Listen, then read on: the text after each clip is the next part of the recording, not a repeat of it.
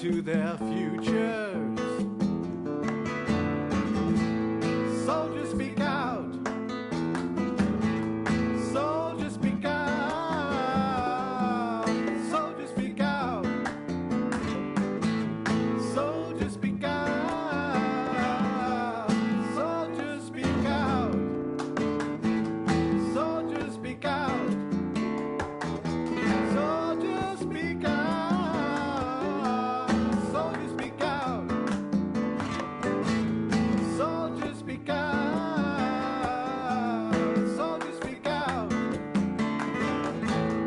Soldiers speak out.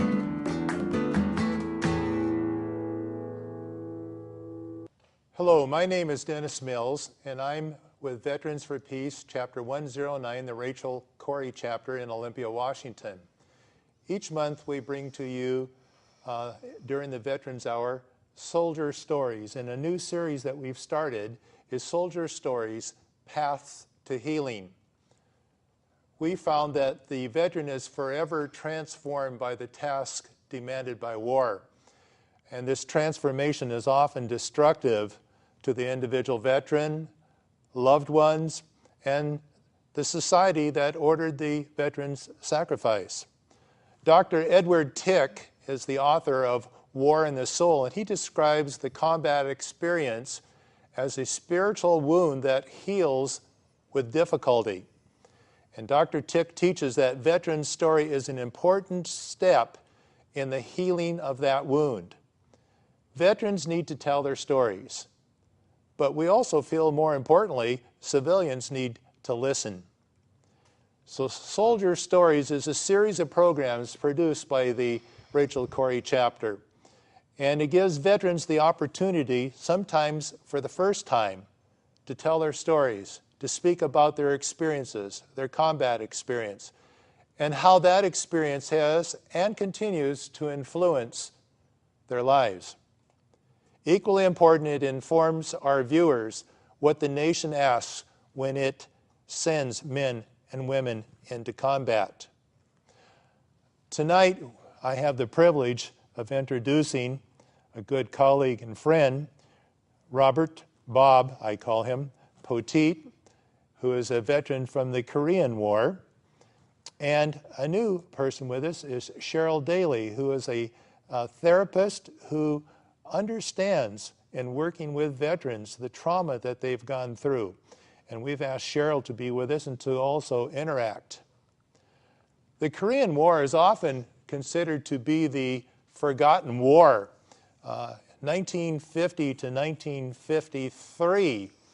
And this was actually during a time when the Cold War was going on, and the Soviet Union and the United States both had nuclear weapons, and they couldn't see their way to getting into a full-blown nuclear war. So they started what I call a proxy war. It's not really the war between South and North Korea. And it actually involved North Korea, but it also the Soviet Union and China, as well as the United Nations.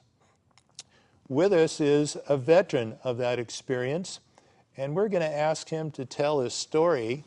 And I'm also going to ask Cheryl, as a therapist, to be sensitive to when I push a button that Bob doesn't want to go there. You could say, here's another way of looking at that, or how you might ask that one. But Bob, I'm going to start off with a question that we always ask people.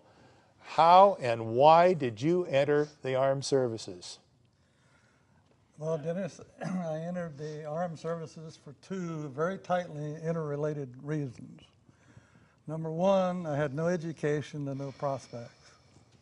And second, I wanted to get out of a terrible family situation.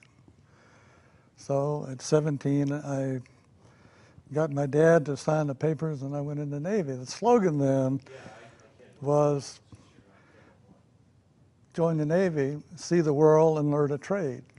So that was my reason for going into the service. On the way to boot camp from North Carolina, boot camp in San Diego, the Korean War started. Can I go home now? Not really. At that time, I didn't know any better than the standard cliche, when your country calls, you go. And this was around 1950? 1950. 1950. So the war hadn't started officially with the United States yet. Somebody brought a newspaper on the train in New Orleans, and that's when it started. Were you aware at the time when, as a 17-year-old, that there was an imminent war coming, or anything about the Soviet Union or China or North Korea? Oh, the Soviet Union was out there, but the real tension was just being built up between the Soviet Union to get the Cold War going. But I was quite fortunate in that I went to boot camp. I scored high in everything we went through. So they sent me to electronics school. So I had 42 weeks there, and because I did well there, they held me over for an additional 8 weeks of specialized. Almost a year. Almost a year.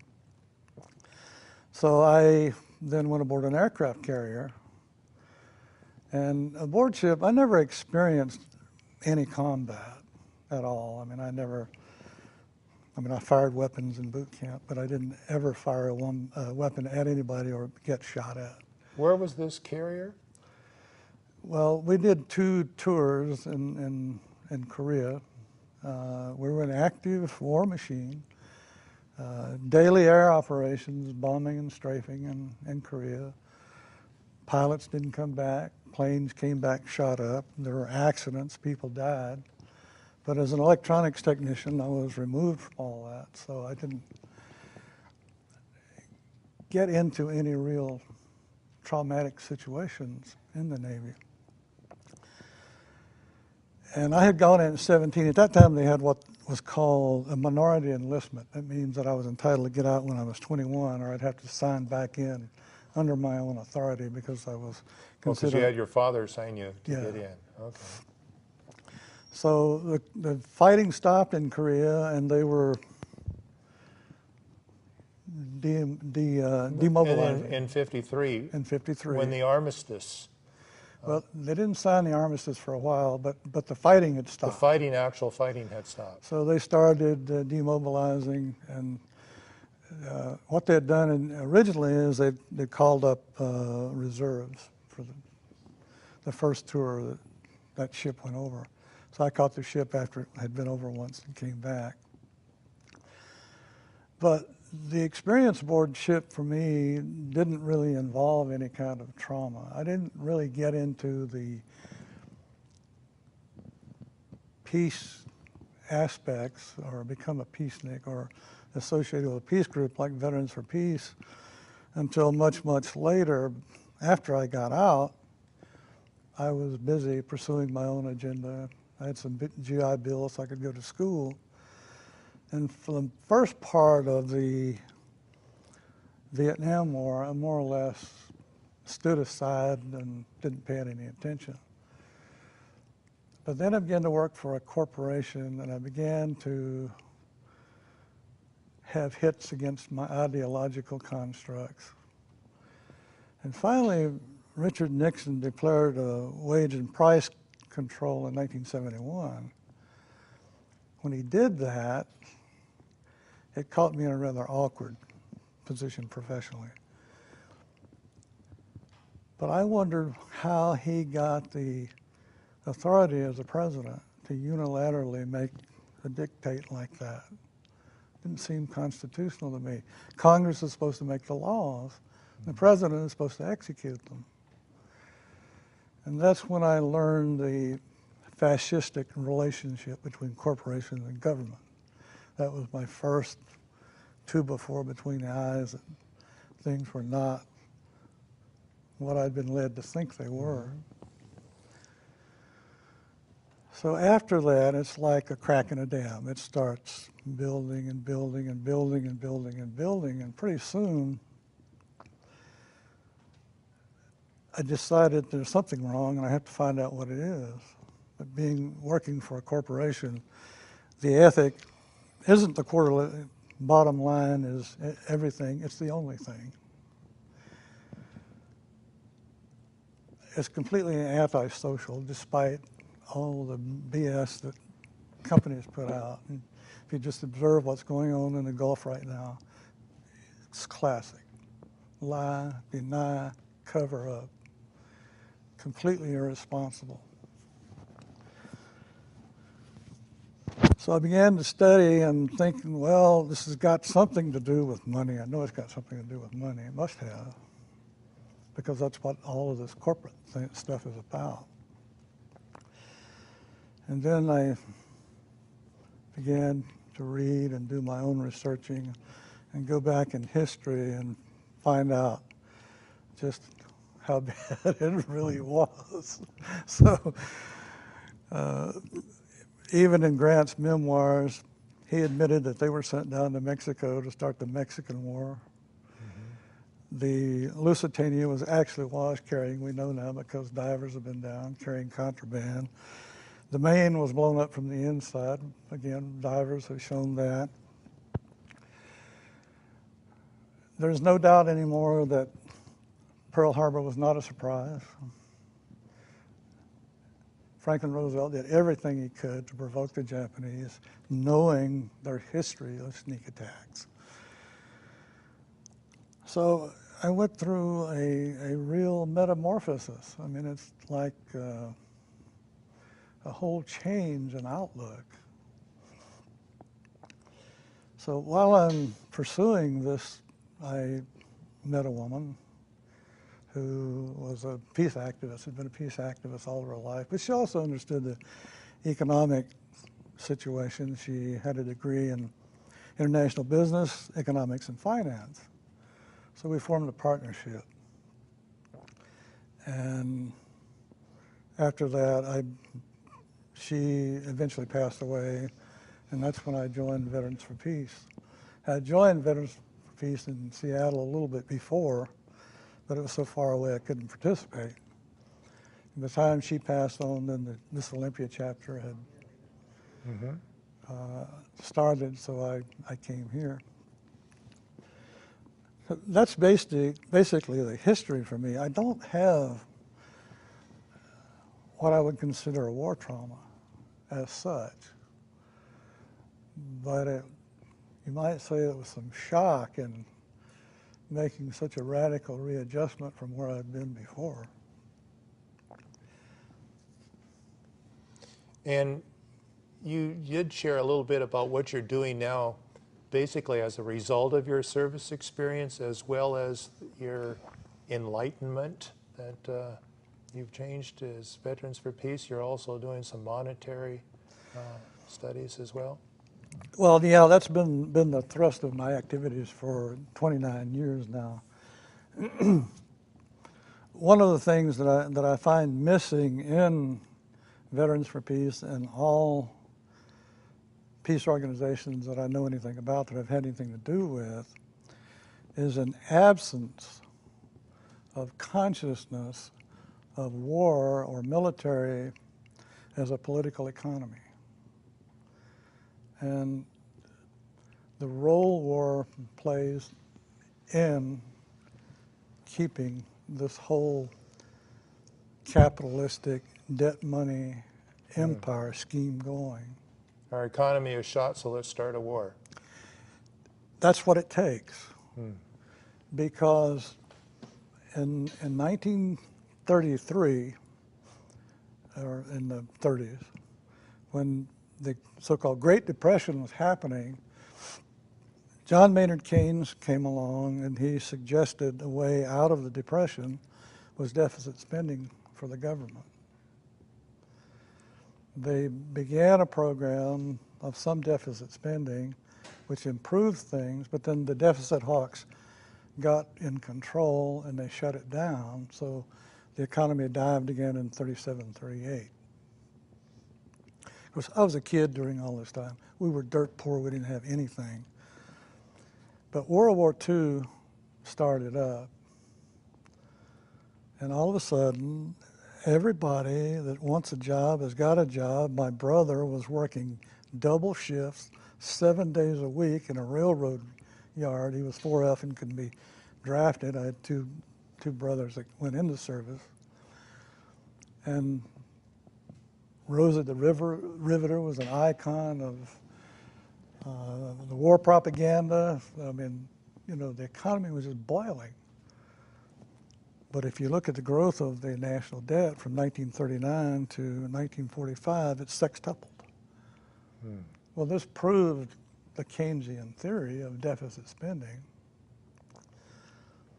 The war shuts down and the economy recesses right away.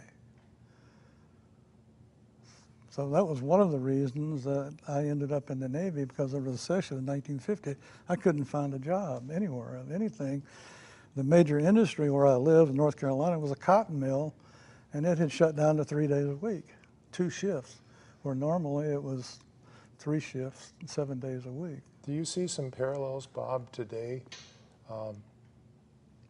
between the time that you went into the service and our young men and women volunteer to go in today? I see it all the time. I'm absolutely conscious of it because I went through it myself. And I can't help it. I mean, I know we've had some active counter-recruitment activities, and I always feel like, because actually the experience I had, the schooling that I had, and the GI Bill that I had when I got out enabled me to lead a normal, reasonable, middle-class lifestyle. So that part of it worked for me very well. And I think that's why I didn't really tumble to what war really is until later. But when you really go back and look at the whole thing, it's somebody said, and well, Sun Tzu actually said 2,600 years ago, war is based on lies, based on deception. And every war has been the same. And we keep repeating it. And we had, I mean, the obvious misinformation of the Bush administration. I used to say, I'm sitting out here in the woods with a 56K modem, and I can see that this is phony. Where is Congress? What are they doing? Why don't they see what's going on? Now we have a new president, but guess what? It's the same game. It's exactly the same game. All of the abuses that Bush put into effect, the new administration is following right along. The Patriot Act, the military commissions, torture, expanding the war in Afghanistan, and really not pulling out of Iraq. They're just changing the name of things to make it look that way. Bob, we have some viewers who have been heavily recruited in the high school. What type of insights would you share with them, since you volunteered to go in, and today it's a volunteer service? Back in the Vietnam, I didn't have much choice. I was draftable type of thing, although I did enlist at the time. But what would you share with our young people today about the military, about the cost of war, all those issues that are close to you now? Well, you need to have your eyes open. With the economy being what it is, and the opportunities for jobs, high school kids and perhaps some college graduates are going to face some hard choices about what they do. And I was there, so I know how it is. But the best thing is to be informed, understand that you're not going to be told the truth. There is danger in it. Or if you can do what you did and I did, enlist and get some choice in where you go.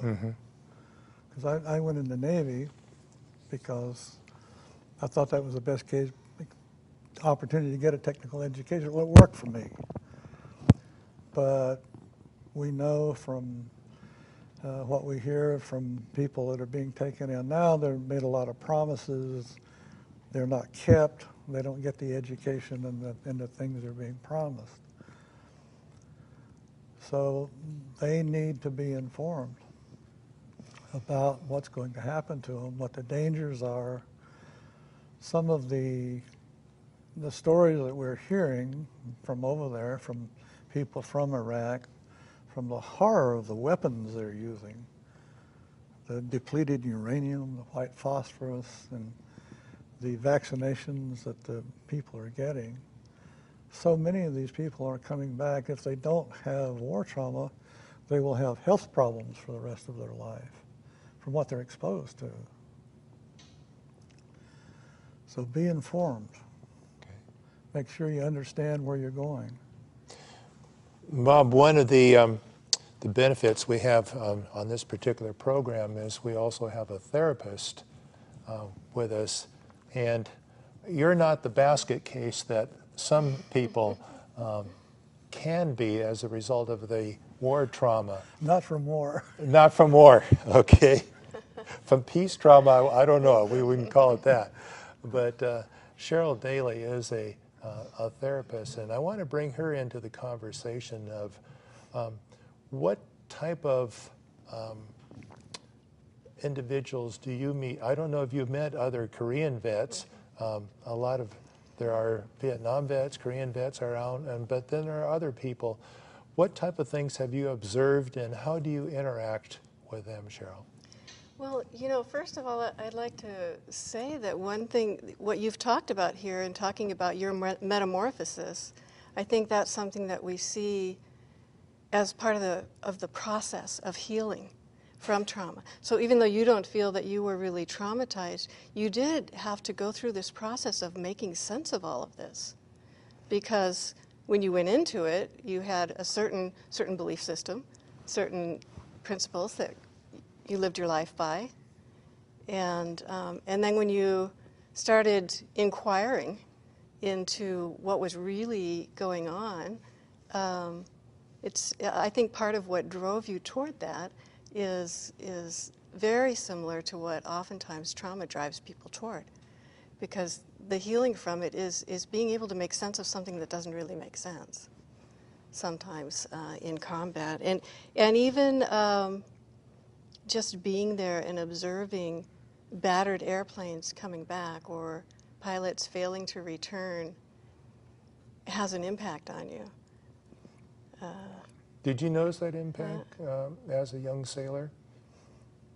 You were probably below deck or so as electronics technician. But Well, actually, a lot of my time was because of the school that I went to. I was the only one aboard ship who was qualified for the fire control radar we had. So I had two equipment rooms up on the 06 level, the flight deck being the 03 level. And so that's where my home was. I mean, that's where I did most of my work. We weren't in battle, so we weren't using the guns for battle. The only time we ever used the guns was for drill, for firing drill. So I'm almost like a free agent aboard ship. I've got like my own little kingdom there, and so I could look out the door of the equipment room and watch planes land and take off. So I watched a lot of that and some of the accidents that happened. And actually one time when I was in sick bay with flu, they brought a sailor down whose job was to stand by in case the tail hook on the landing aircraft didn't release. So they'd come in and land, the tail hook would hook the cable and stop the plane, then they'd pick up the tail hook and the plane could taxi away. Well, if it didn't release, his job was to run out there and release it manually. He was supposed to keep his head down while the landing is going on, but he's up watching the landing and the cable snapped and right across the head. Mm. And I was in sick bay when they brought him in, and I woke up the next morning, he was gone. So Buried at sea then. yeah. So that's as close as I got to that kind of thing. But there were planes coming in. I happened to be looking out one day, and I see two planes coming up the wake. And this is unusual because normally they go down the starboard side of the ship, do a loop, and come in and land. And here come these two planes, and they're coming right down the wake. So I'm watching this and watching this and watching this, and I realize they're coming very fast. And as they get right to the ship, one peels off and the other comes on in and lands. So what happened is that when he landed, he had a big hole in the nose, a plane about so big. His hydraulics were shot out, so he couldn't put down his flaps. So he had to come in really hot. Hot enough that even though he picked up the arresting cable, made a beautiful landing. Picked up the arresting cable, but he went right on into the barricade, slammed them, had a big nylon net that would catch the jets. So that kind of thing was going on all the time. A propeller plane, a Corsair, came in, his tail hook skipped, and he realized it and gunned it. And they had a cable barricade for those that would just catch the wheels and dump the nose into the deck. He pulled it up and went over the barricade.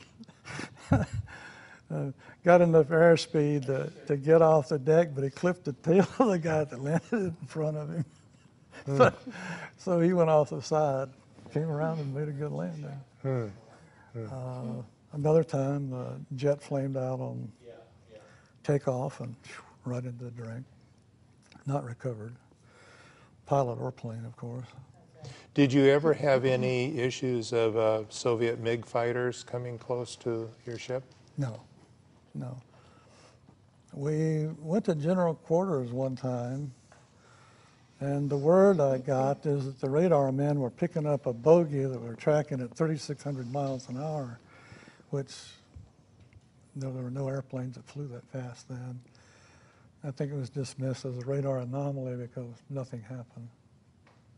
That was the only time we ever actually went to general quarters, other than drill. Have you ever had any help or compensation from the Veterans Administration as a result of your experiences during the Korean War?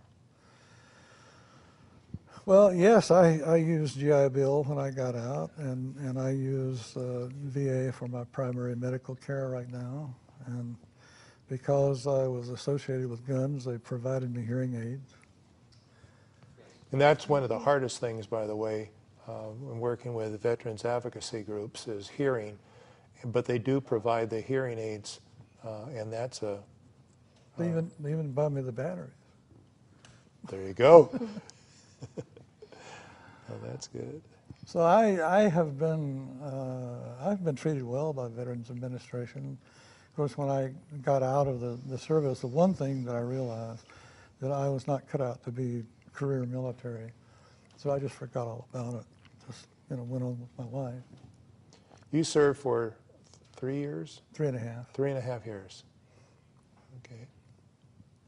I'm not sure I've ever heard a military person describe themselves as being kind of a free agent, and I wonder if that also didn't insulate you from, from some of the experience of powerlessness, following orders. It sounds like you had a little bit more mobility on ship, and this was an unusual situation that I was an electronics technician assigned to the electronics division. The fire control radar actually belonged to the gunners, but they didn't have a technician. So the electronics division thought I was in the fire control division. The fire control division thought I was in the electronic division. And I was just wondering. Yeah. I wasn't standing watch with either one of them. I kept my own hours. But the one thing I did, I made sure of is that equipment stayed in top condition because I didn't want to lose that that little operation I had. But eventually it came to the end. If Sweet. Fire Control got their own technician, then I had to go back with the regular electronics men and do mundane things like radars and radios, test equipment. Bob, one of the services that our young veterans returning from have is a project called Soldiers Project Northwest, and perhaps you've heard of that. Cheryl works with that group, and I'm going to ask Cheryl to tell our viewing audience a little bit, and us, because Bob and I often come across veterans and we say, oh, here's an organization you may want to consider, and Soldiers Project Northwest, and you are a therapist and associated with that group. So I'm going to throw the shameless plug over to you, Cheryl.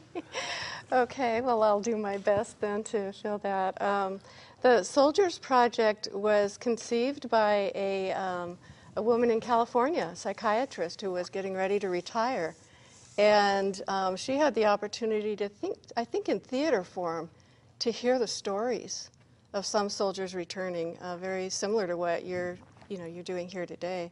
And she was so deeply touched by their stories, and she knew that there weren't enough resources to meet the needs, especially for people who have been traumatized by the war.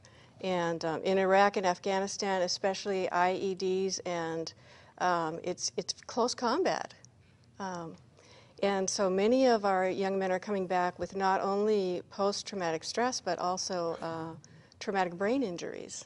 So instead of retiring, I think she stayed up all that night and had an idea. And as a result of her idea, there is now a network in Washington State of over 70 civilian therapists who are volunteering 1 hour a week for as long as is needed to see military personnel anyone who's been involved in Iraq or Afghanistan, and their family members, any friends, anyone who has been impacted by those two wars. And it's free, it's unlimited, and it is completely confidential, perhaps more so than is possible in the military, because it's not on your military record. Yes, and we've come across a number of people in the military that they do have issues, but they say, I have 3 years left, and I don't want that on my record. Exactly, Or right. I'm up for promotion, and if I go in and say I have some problems, there goes my promotion to E6. So this gives them an alternative. They don't feel like they have to put their life on hold before getting some help. And I think also there's a stigma still within the military. It's to have that label, I guess, of PTSD. I don't even like the D on it. It's post-traumatic stress. It's actually not a disorder at all. It's a normal, healthy reaction to An abnormal situation. an abnormal situation. Exactly. Yeah, it is. And in the moment, sometimes in the moment of heated battle, it's chaotic. There's no thinking going on. There's just do it, or die, or watch your buddies die. And a lot of adrenaline, and the adrenaline running through our bodies like that embeds the sensations of that moment, the images, the smells, all the circumstances. It gets really deeply embedded because of the adrenaline running through your body. And in a way, that serves the purpose of tagging that, flagging that for return later. It's post-traumatic stress is unprocessed. It's an unfinished process of making sense of these kinds of things that happen in battle. And it's something that needs to be revisited. How do you help the veteran revisit that traumatic experience without leaving him Re-traumatizing. there where the exploded IED Yeah. is right there, or his Yeah. buddy just got blown away, Right. and you got him to the point where he's revisualizing or whatever it is, but then he can't get back? Because that is also a Right. concern I know that Bob and I have when we talk with people, because we're not the trained Right. therapists. Right. It's sort of, we get them to talking like, uh-oh, what do we do to bring that pull back. situation where that person can come Well, back? in your situation, it might be a little different. In therapy, you have the opportunity to pace things, and it's really important to make sure that there's enough support and stability in the person's life, and then you move slowly toward these different experiences. And a lot of therapists like to use a scale and have their soldiers tell the story, and also tell them how are these sensations sitting with you right now on a scale of 1 to 10, where 10 is you feel like you're there, you're re-experiencing it, and 1 is you're just feeling pretty normal right now. And we try not to let them get past a 5. Oh, okay. So you're asking for So that soldier or that exactly. veteran to give Right. constant feedback of where they are Where now. they are. And before we would go to that place, we'd help them develop a sort of a retreat space, maybe an internal safe zone? bunker, Yeah. to return to mentally, so that you can you remind them, that was then, this is now. And you need to bring them back to their bodies, sometimes physically. The easiest thing is probably the breath. And that's something that you guys could use when you're just in an interview and find that you've gotten deeper than you had planned. Just encouraging that breath. Well, and let's just say recentering. that Bob got deep and he was in a combat situation, or he was in a situation where he visualized this person whose head was Right. removed from there. And Right. how would you get him to do this breath or this breathing? The breathing. So Yeah. let him be the person, if you will. Yeah, okay. I would, using my voice, Bob, how you doing? Good. Yeah, you doing okay? Okay, I see you're starting to get a little bit of a little shaky. Yeah, it feels like maybe you're looking like you're getting a little bit agitated, so I want to check in with you. And are you breathing? Yeah. Shallow. Yeah, okay. Why don't you take a minute, take a deep breath, and just let it all go. Just relax. Remember, that was then. We're back in Olympia now. Keep breathing. That kind of thing. That's to give the veteran the awareness of where they are now. They are not in Iraq. They're not in Afghanistan. They're in a safe place. So Right. a lot of times when we occur this, when we see an occurrence, they're already gone. They've blown up. Right, And right. you may not know. I mean, we don't recognize it until they explode. And Bob and I have been in conferences where all of a sudden the person really exploded, and then we all looked at each other and said, PTSD. Yeah. Yeah. Yeah. Uh-huh. Yeah, I've seen it several times. Yeah. I was in not even one of our military conferences. There was a World War II veteran there, and he just, I mean, we, having produced programs on this subject, have learned enough to, you can tell when somebody does that that they're where they're coming from. And here's an old guy that's from World War II, and he's still got this stuff. That's what is so amazing to me, is how our bodies retain those sensations. And it really is as if you're right back there. in that What type place. of therapies, now I know there are talk therapies and other things, but what type of techniques have you come across either in your training or other things that you say, this Yeah. has worked for people? Yeah.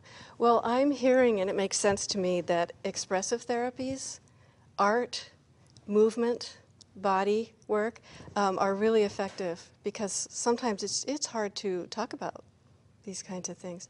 And I met a brilliant young man, 26-year-old veteran, combat veteran, actually at the conference with Ed Tick. And he was doing art therapy. He had no training as a therapist. He had full training with post-traumatic stress. And he was started painting the back of his uniform. Oh, yes, I was there Did at the you get a conference, and chance to that's meet where all the him? uniforms were painted, and they had them Yeah, there. and Yes. pretty soon his friends started doing that, and it's a way to externalize the wound, and again to interact with it, make sense of it, look at it, and make it a part of who you are, as well as to separate it from yourself, because now it's there on the jacket, and there are many different ways of doing art therapy. I've heard Outward Bound has programs now for veterans returning, and I think the outdoors and nature have always been some of the best healers, that there are. So it really it varies, and there are many different modes to meet all the different types of people that end up going to war and coming back. And some people I do want to say that post-traumatic stress for maybe not 50%, but for a good percentage of people who have that, just time alone without therapy, things begin to ease, especially if you're in a supportive family and if you stay connected socially. And I see that veterans who are really doing well are usually involved in some kind of service that is motivated by the experiences that they had in war, helping others, or in some ways right now I think a lot of Vietnam veterans are very actively concerned about the young people in Iraq and Afghanistan, Yes. and wanting to do whatever they can to make sure their experience of return is different. Well, and that was one of the reasons that stimulated this whole program that Bob and I have been in, where it's basically soldier stories, paths to healing and return, Because often we say, welcome back, and it's because we realize that the person has been on a journey to get back. Right. Yeah. And I think one of the great things about the Soldiers Project is that it gives civilians a way of interacting with veterans. Well, tell us how way of- our viewing audience and civilians can become involved with this Soldiers Project, and particularly Soldier Projects Northwest. Northwest. Well, if a therapist wanted to get involved, there's a process to go through, as in everything. And you can call the number. I don't know if you want me to give the number, if they're going to Well, put the that on the screen. website is now on the The screen. website's now. on the screen? Great. Okay. This is great. Okay. So what you could do is go to that website. There is an application that you can fill out. There's certain credentials that you need to have in order to be able to serve the population. And then the Soldiers Project has 40 hours of online training available, specific to PTSD, TBI, military culture. As civilians, we don't even know their language, So 40 hours of training is available, and people will go through that. And then in addition to that, there are various conferences and trainings that you can attend in person. And I know in September they're planning on getting the therapists together. So there's an opportunity to exchange stories and experiences and what's working and what's not working, and have some support in doing the work. So that's the way to get involved if you're a therapist. If you're involved in Iraq or Afghanistan in any way, veteran or active duty, reserves, any of those, or if you're a family member or a friend, our charter currently allows us to serve anyone involved who calls and says, I need some help. Yeah, you just touched a question there I was waiting to ask you. I know in programs we've done on PTSD, the family, the loved ones, and the associates of these people are affected by it too. Hugely, yes. And how do you help those people? The same way, they need to come in and have someone to talk with too.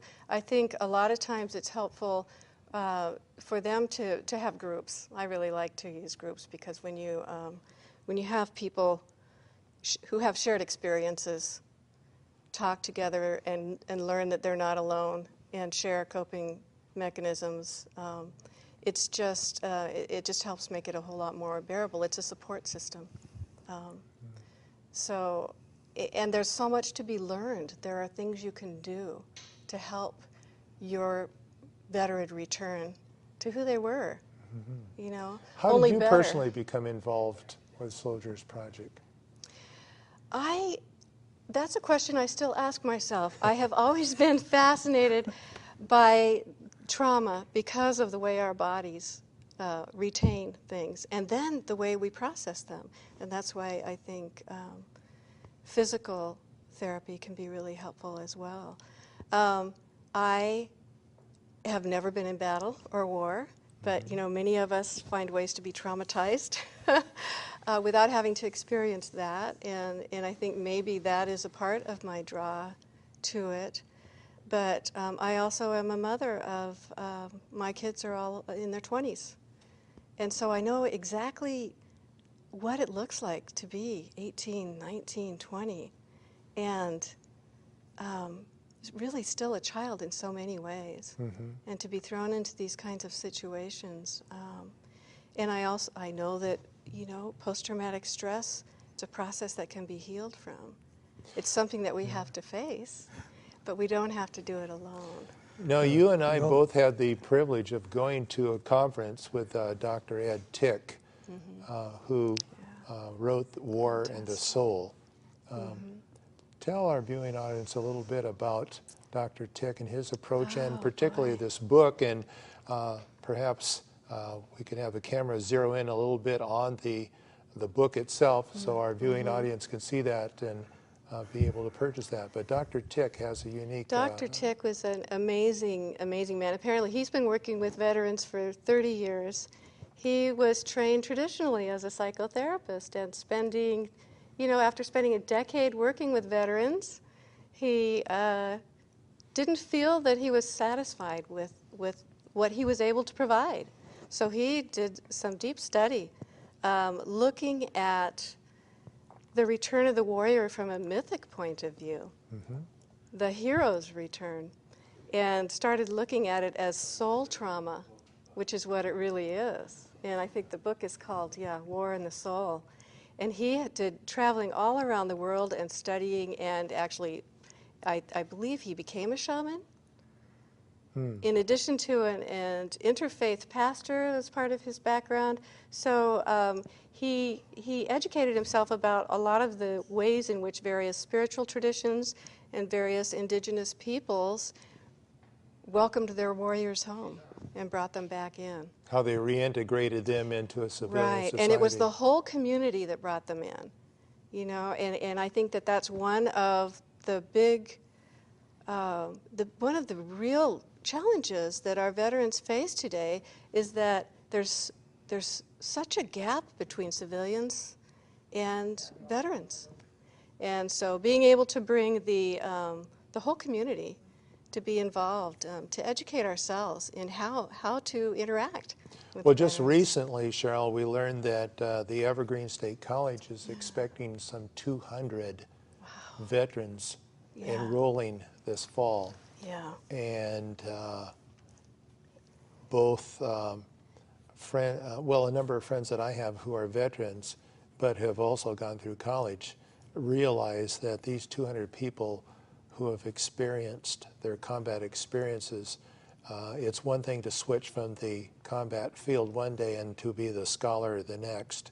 Right. And so we're trying to work hard to see what we can do to help some of these 200 some people be integrated into that society again. Yeah, and I think Evergreen has been working really hard, and this conference was probably one of the outcomes of that. Yeah. To learn how to bring their veterans in and to help them be successful. And I think they're also beginning to address some of the traumatic brain injury, because that is such a common problem, and it impacts your ability to be a student. So there are different skills and coping skills that these guys need a little more support in when these women and men are returning to school. We have just a few minutes left before we close, and I'd like to have us go around to share what's something that we could leave with our viewing audience. I'm going to turn it back to Bob to share his, experience both as a veteran from the hidden war, the forgotten war, if you will. We say, when was that? But some closing thoughts that you might have. Well, as you know, this is what this program is about, trying to raise the consciousness of people and on the cost of war. And that is something that we work on constantly as Veterans for Peace. That's one of our mission statements, really, is the cost of war. And that is what people need to do, to think about what they're doing when they send people off to war. And who is sending them for what purpose? Yes. Yes. Thank you, Bob. Cheryl. I guess what I would want to say is, don't wait to get help.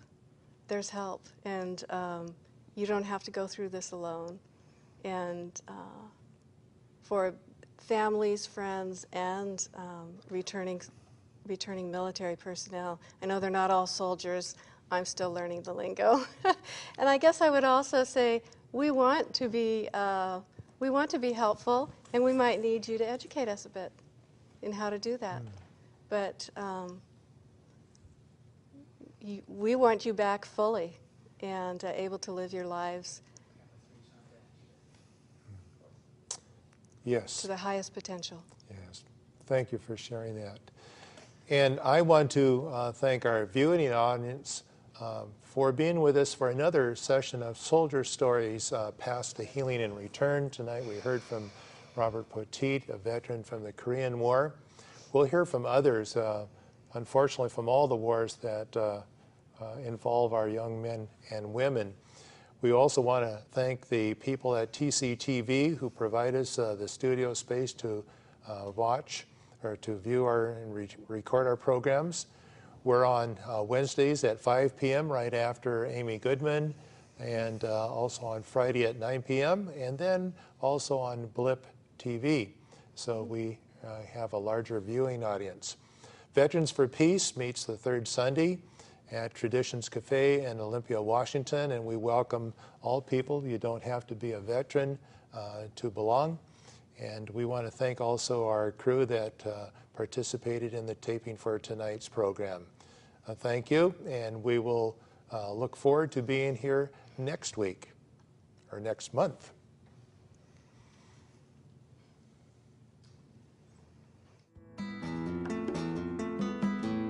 Soldiers speak out. We have a duty to all children and to their future.